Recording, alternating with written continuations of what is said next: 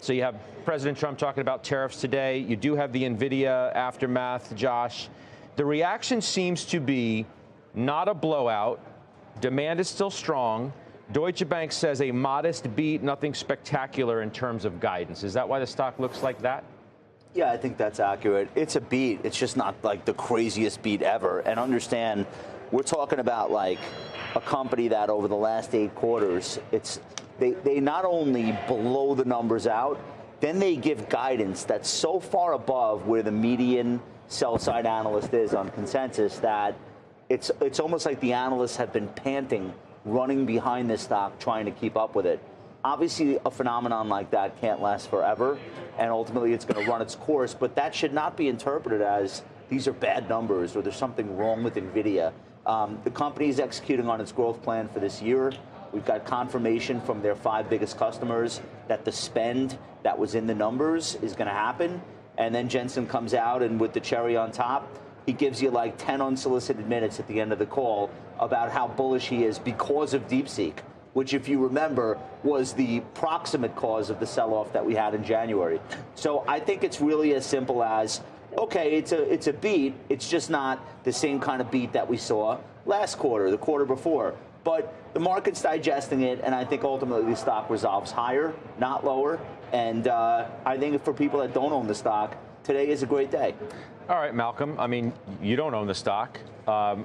You look at the price action. By the way, it's great to it's great to welcome you to our investment committee. We're happy you're here. You don't own the stock. You acknowledge that you missed it. You got a little discount today, and the stock hasn't traded well lately at all. How do you see it now? I think realistically, all of the real sellers are out of that stock already. I think DeepSeek was January 25th, 26th, something like that. I think that revelation really pushed out anybody who wasn't extremely bullish on this stock. So maybe you see some people taking some profits where they feel like they need to. But realistically, this sell-off that we're looking at right now, I think DeepSeek did this earnings report a favor. It basically pushed out anybody who wasn't a serious holder of those shares and made sure that if we did get any negative news about Blackwell, which we didn't, we actually got positive news about Blackwell, right? Sure. $11 billion of their $48 billion in the quarter were attributable to Blackwell. And on the call, Jensen says, this is the fastest uptick we've seen with any new technology we've rolled out. So I think there's reason to be optimistic if you're a long-term shareholder. But for anybody who is just trading it for the sake of trading it, that's probably the little bit of a downtick. What if you're not a shareholder like you? I mean, at what point do you get interested? I think the train has left the station. That's been my stance on Nvidia for quite some time, because it does look like we're probably dislocating from really positive demand, really positive, we're 12 plus months out really from where they're able to meet demand. So they've got orders a year in advance. But I think the stock itself might become a little bit pulled apart from the story. And that's what I worry about as a potential shareholder. Okay, Bryn, what's your take? You longtime shareholder as well. I mean, the call was so great. It was a great call.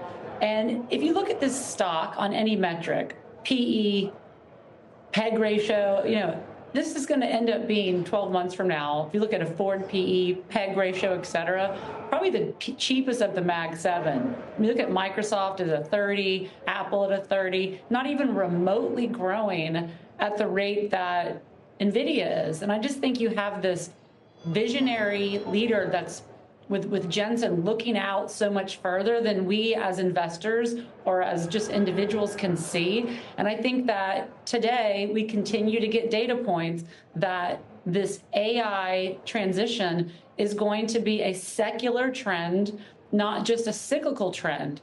I think it's interesting. I mean, the stock is firmly in that 8-month trading window between 115 and 150 at the high.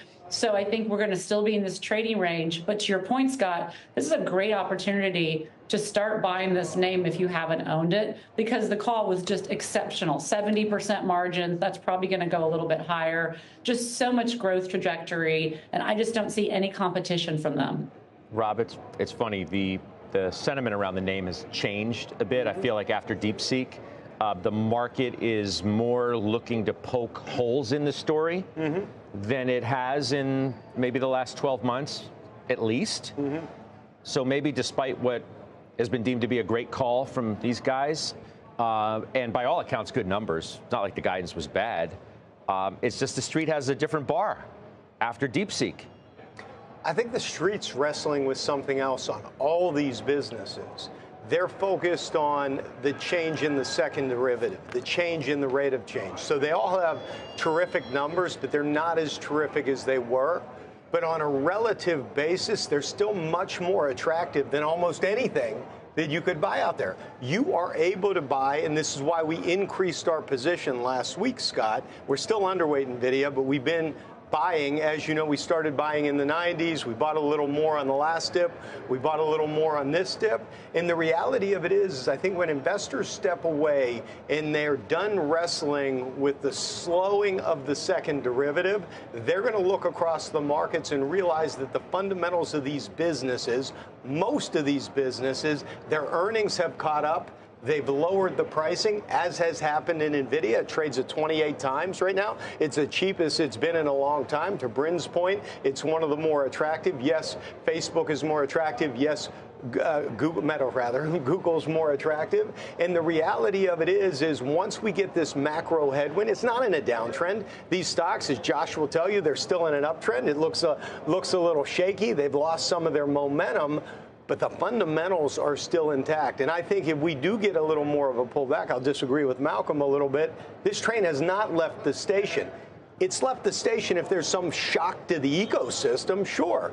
I don't think we're seeing that yet. You saw the news from Meta the other day. Yeah, to that point, like this is nobody is overpaying for Nvidia right now.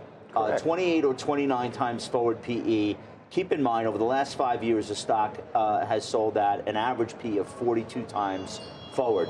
And actually, if you go back to January of 2023, at the dawn of this whole AI era, it was like a 90 PE, which people were screaming how expensive the stock was. Then it 5x'd because PEs don't matter, but that's another conversation.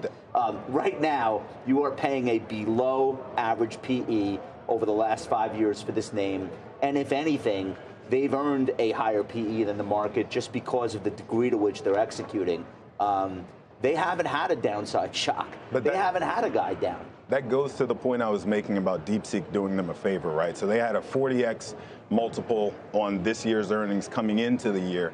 DeepSeek happens, the shares sell off aggressively, and it brings that valuation down to about 30 times. Now we're below it with the sell-off today, and I think that gave it that cloud cover for this earnings report to not have to be as good as expectations would have been had DeepSeek not happened and the shares sold off. So all of the sellers who really wanted out of that name are already out. It's a good point. Went into the numbers in a 12% drawdown. Did not go into the numbers at an all-time high. No, but you know what? Of late into the number, yesterday into the number, the stock was up 4%. So it was trying to be as optimistic as it could be going into the number in the face of what had been not so great. I mean, it's down 14% from its January 7th high. That's fast money, though, Scott. That is not real investors. I think real investors look at this as an opportunity. They're just trying to make sure that there's not some big massive deceleration in cap spending, which, again, there's no indications that that is happening. No, but the other why stocks, not be certain about that? It's fast money also in Alphabet, which is down 17% from its high, and Microsoft, which is down 15%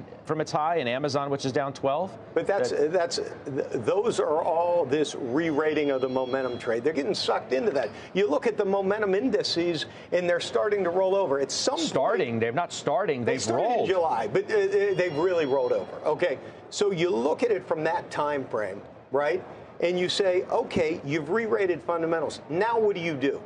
Now what do you do given the relative attractiveness here? The momentum has been in financials, right? Can they deliver on earnings? I think you got to be more balanced about all this. And while I'm not incredibly enthusiastic about the markets in general, I expect some volatility. I do think that we've re-rated enough that you can be selective. Those are bad comps, some of these. Alphabet, Amazon are not comps.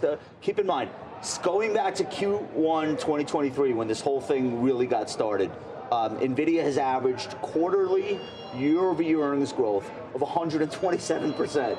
It's just that's different than Microsoft and different than Google and different than Apple, right? I mean, those are different growth trajectories. There's haves and have-nots.